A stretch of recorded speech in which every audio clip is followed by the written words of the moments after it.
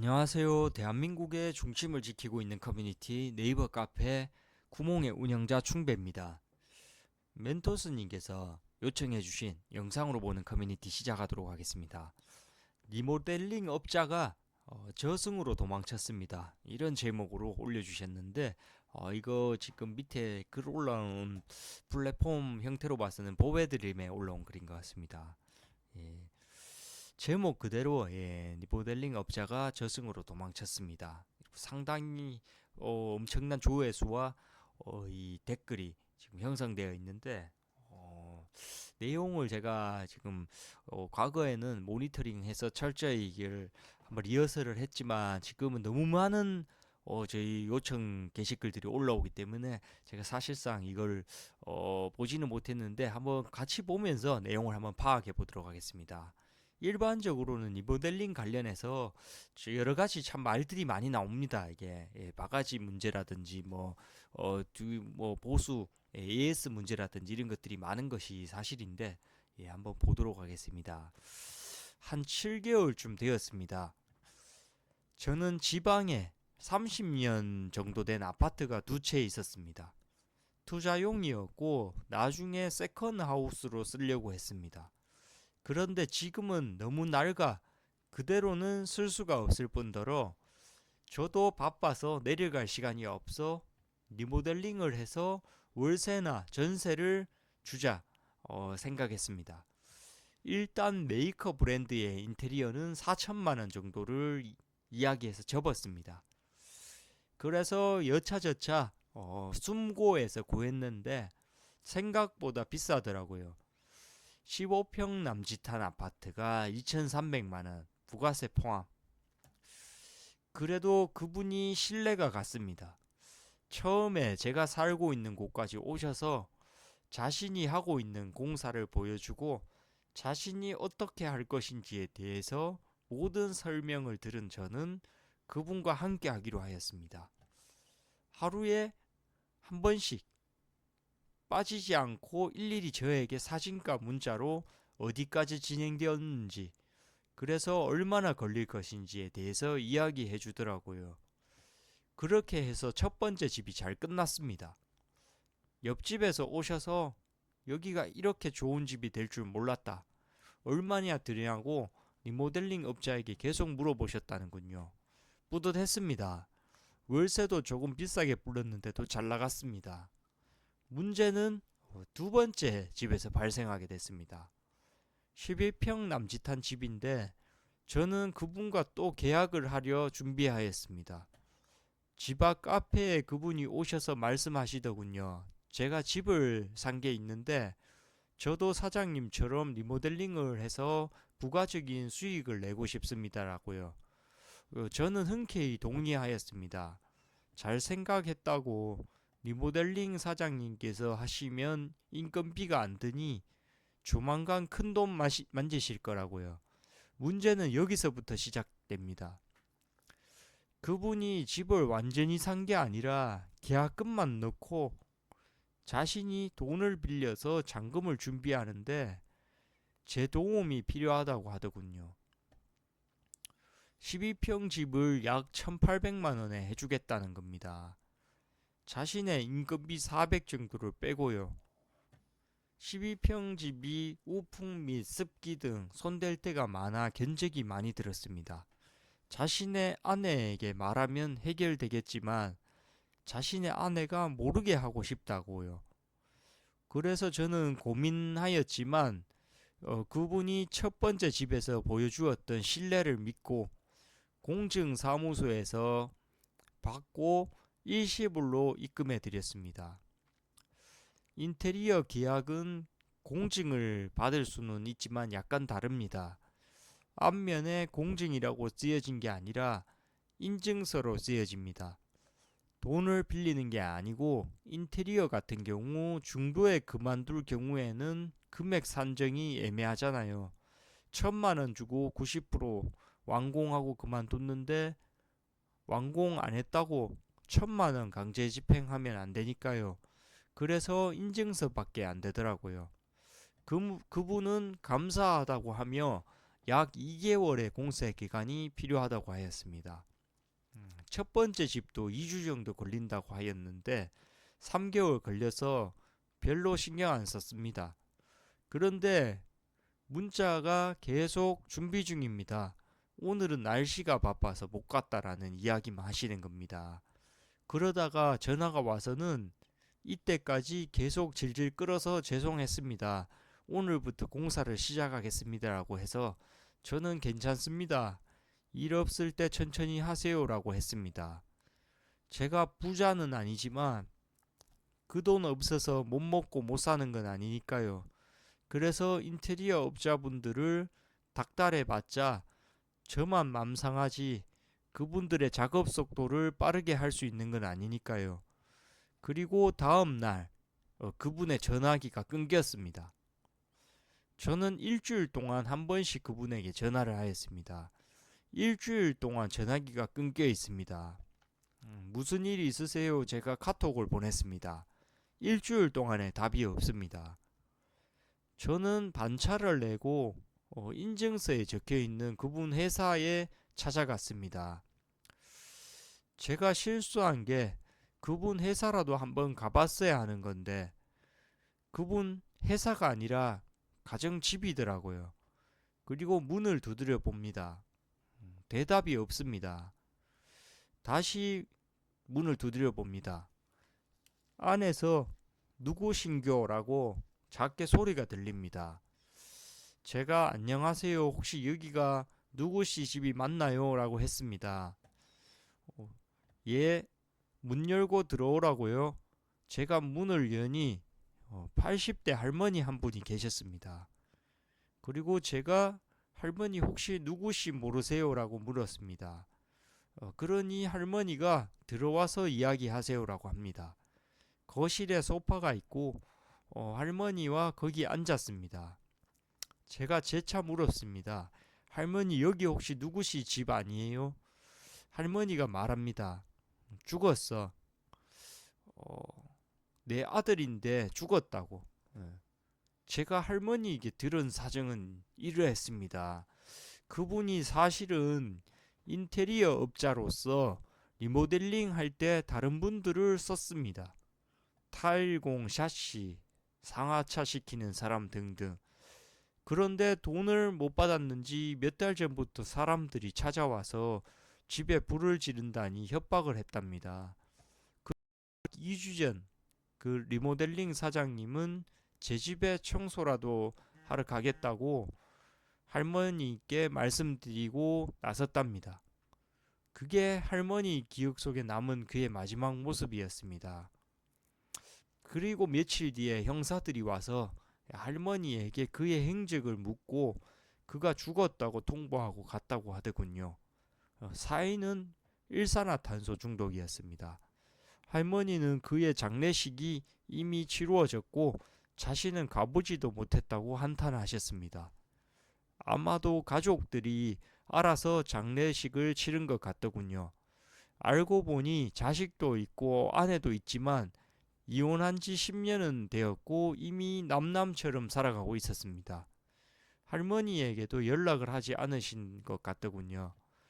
저는 착잡한 마음으로 일전에 해외에서 인테리어업을 크게 하시다가 이제는 그만두시고 임대업 하고 계시는 형님한테 전화를 걸어 상황 설명을 하였습니다.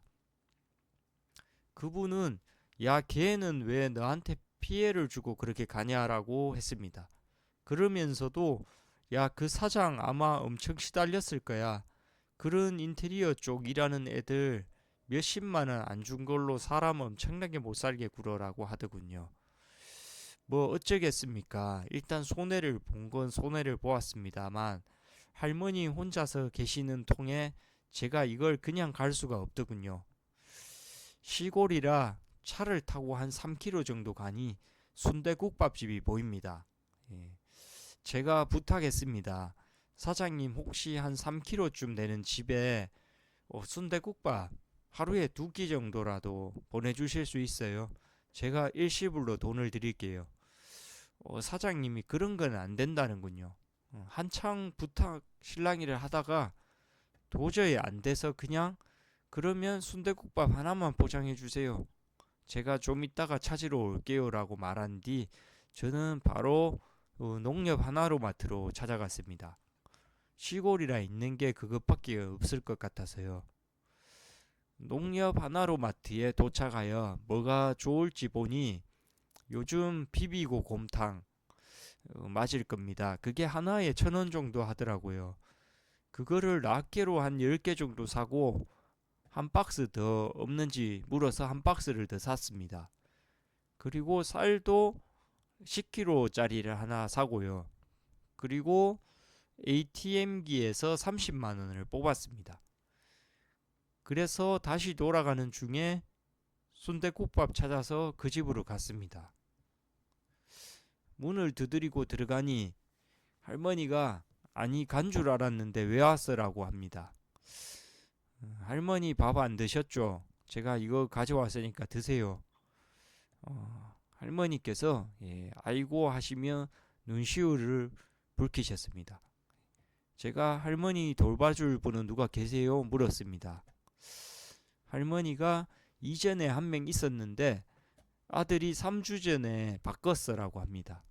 저도 요양사인가 잘 기억이 나지 않는데 아무튼 하루에 한 번씩 오시는 분이 있다고는 합니다. 제가 그럼 할머니 이거 제가 사왔는데 전자레인지에 넣고 돌려서 드시면 되니까 이거 하나씩 드세요라고 하며 쌀이랑 곰탕 팩 박스를 가져왔습니다. 그러자 할머니는 아니 쌀은 나라에서 계속 줘서 많어 가져가라고 하시더군요. 저는 한 사코 꼭 드시라고 하고 할머니에게 20만 원을 지어드렸습니다. 그리고 혹시나 무슨 일이 있으시면 저에게 연락 달라고 하면서 전화기에 제 전화번호를 저장해 드리려고 하는데 1번에 아들이 저장되어 있는데 아들을 지우고 저를 넣으라고 하더군요. 저는 차마 그렇게 할 수가 없었습니다. 전화기에 저장되어 있는 번호는 11개 남짓. 그래서 저는 12번에 12번에 저장해 둘 테니 1번을 누르지 마시고 1을 누르고 2를 누른 뒤 통화하면 바로 저에게 전화가 간다고 했습니다. 그렇게 2번 설명드리고 저도 집까지 다시 먼 길을 떠나야 하기에 계속 고맙다고 하시는 할머니께 인사를 드리고 나왔습니다. 제가 30만 원을 뽑고 10만 원을 안 드린 이유가 옆집에 사람들이 살고 있던 것을 보아서 그분들에게 부탁하려고 했었습니다. 그분들께 인사를 드리고 자초지종을 간략하게 설명한 뒤 혹시 무슨 일이 생기면 저한테 전화를 줄 수 있냐 먼저 10만 원 드리고 연락 주시면 사례를 해드리겠다라고 했습니다. 그분들은 절대 그 돈은 받을 수 없다면서 자신들도 이 집을 팔고 다른 데로 갈 예정이라고 하더군요. 원래부터 세컨하우스랍니다. 그래서 제가 그럼 그냥 제 번호만 드릴 테니 일주일에 한 번이라도 저 집의 안부만 물어주실 수 없겠냐고 말씀드리니 자신들이 올 때 그렇게 하겠다고 흔쾌히 말씀해 주셨습니다. 저는 연신 감사드린다고 하고 집을 나서는데 그분들이 물어보셨습니다. 근데 저기 사시는 분이랑 무슨 관계예요? 저는 돌아가신 분이랑 채무 관계자입니다. 라고 말씀드리고 차를 타고 길을 나섰습니다. 그런데 저도 이러한 적은 처음이라 솔직하게 부모님께 말씀을 드리고 도움을 요청했습니다. 부모님께서는 무슨 큰 부귀영화를 누리겠다고 그런 일을 맘대로 버리냐고 호통치시면서도 할머니에게 그렇게 대한 것은 잘한 일이라고 칭찬하시더군요. 그리고 나서 일단 주소랑 계약서 등등을 보내라고 하시더군요. 저는 부모님 말씀대로 이렇게 다 보냈습니다. 그리고 며칠 뒤 부모님께서 그런데 그 사람 죽은 거 확실하니라고 하셔서 경찰서 가서 돌아가신 분을 사기로 신고했습니다. 원래 죽은 사람은 신고가 불가능합니다만 제가 사망 확인서를 본 것도 아니고 당연히 저에게 통보가 된 것도 없기에 가능하더군요. 형사님이 근데 이거 공석권 없음으로 나중에 통보가 갈 거니까 그건 나중에 첨부해서 민사소송 하세요라고 하셨습니다. 그리고 정말 그분이 사망으로 인해서 공석권 없음이 우편으로 통지되더군요. 부모님께 말씀드리니 부모님이 근데 보통 사람이 죽으면 빚은 못 받는다고 보면 돼. 그러니 맘 편하게 가지고 있어라 라고 하셔서 알겠다고 하였습니다. 그리고 몇 주 뒤 부모님이 전화가 오셔서 그런데 거기 할머니 계신다고 했잖니. 지금 그 집에는 저당이 너무 많이 잡혀서 우리가 받을 수 있는 돈이 없단다. 다만 경매 절차로 집이 넘어가게 되면 할머니께서 집에서 쫓겨나게 되시니 우리가 일단 거기에 채무를 걸어두고 경매를 통해서 부동산 낙찰을 받은 뒤 할머니가 돌아가실 때까지 거기서 살게 하자라고 하셔서 저는 알겠다고 하였습니다. 지금 현 상황은 부동산에 채권만 걸어두고 경매가 개시될 때까지 기다리는 중이고요. 제 두 번째 집은 다른 인테리어 업자에게 맡겨서 3천만 원에 리모델링을 했습니다. 언제까지고 흐름한 집으로 놔둘 수 없어서 그랬습니다. 그리고 이제는 인테리어를 통한 리모델링으로 임대업을 하지 않으려고 결심한 게 그 다른 인테리어 업자도 제가 잔금 치르자마자 폐업 및 폰다 폐지시키고 종적을 감추었습니다. 의의가 없더군요. 부모님께 말씀드리니 작은 일에 너무 신경 쓰지 말하십니다. 어차피 리모델링도 다 된 상황이고 AS는 다행히 서울보증보험에서 하자보증을 가입해서 10% 정도는 커버를 칠 수 있었습니다. 그 할머니는 연락이 없으셔서 제가 1월 1일이랑 설날에 인사차 안부 연락을 드렸습니다.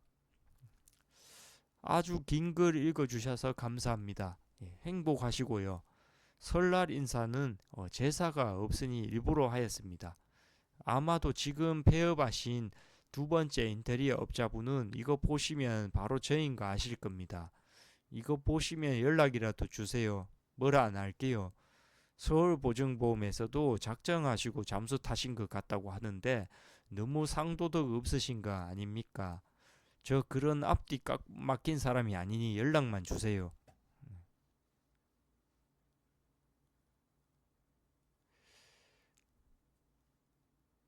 예, 그리고 이제 이렇게 뭐 그 진 사장님이랑 이렇게 문자를 나눴던 것이 있는데 예, 여기서부터 이제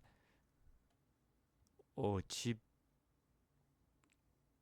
여기 찾아가고 여기 청소해 두신 거 이거를 보면서 청소비로 1950만 원 지불했다고 생각하겠습니다. 예, 제가 나중에 가면 사장님이 술 한잔 사시는 걸로 퉁칠게요. 예, 항상 고마웠습니다. 예, 분이 편히 쉬세요. 예, 이렇게 또 문자를 분이 굳이 확인을 안 하실 걸 알면서도 예, 이렇게 뭐 청소비로 그냥 2천만 원 퉁치겠다. 예, 이제 그 뭐 나중에 술 한잔 사라 이런 식으로 그냥 예, 형식적인 이렇게 카카오톡을 보내신 것 같습니다. 예, 그리고 뭐 어머니한테 요 쌀이랑 이런 거 챙겨 드린 거 사진 보내가지고 뭐 걱정하지 마시라 예, 이런 식으로 예, 이것까지 해드리시고 엄청나게 또 뭐 밑에 또 이렇게 뭐 추가적으로 뭐 많은 또 이야기들을 쭉 달아 놓으셨는데 기본적으로는 예, 이 사기 사건이 기본적으로 굉장히 훈훈하게 그래도 또 마무리가 이렇게 되면서 이 내용이 참 훌륭한 내용입니다. 이 다른 분들도 이런 인테리어 과정에서 이런 좀 절차가 진행된다는 거를 참고하시면은 그냥 되는 정도로만 보시고 예, 또 너무 또 인테리어 업자를 안 좋게 또 보시는 경향이 있을 수도 있으니까 예, 그냥 참조 정도로 이렇게 하시면 좋겠습니다. 우리 멘토스님께서 또 좋은 자료 올려주신 거 우리가 영상으로 보는 커뮤니티를 잘 진행했습니다. 마지막으로 저희 네이버 카페 쿠몽을 마지막으로 설명드리면서 영상을 끝마치도록 하겠습니다. 저희 대한민국을 대표하는 커뮤니티 네이버 카페 구멍에서 여러분들이 올려주시는 이런 소중한 게시글들, 창작글들을 요청해 주시는 분에 한해서 저희가 업로드 영상을 제작해 드리고 그 모든 플랫폼에 등록해서 발생되는 이런 모든 조회수에 대한 수익금은 해당 게시글을 올려주신 분께 모두 지급해 드리고 있습니다. 여러분들의 이런 소중한 활동력과 창작력을 타 커뮤니티에서 무상노동 및 셀프 노예로 허비하지 마시고 저희 구몽에 오셔서 여러분들의 소중한 활동력에 대한 철저한 보상을 받으시면서 커뮤니티를 즐기시기 바랍니다. 감사합니다.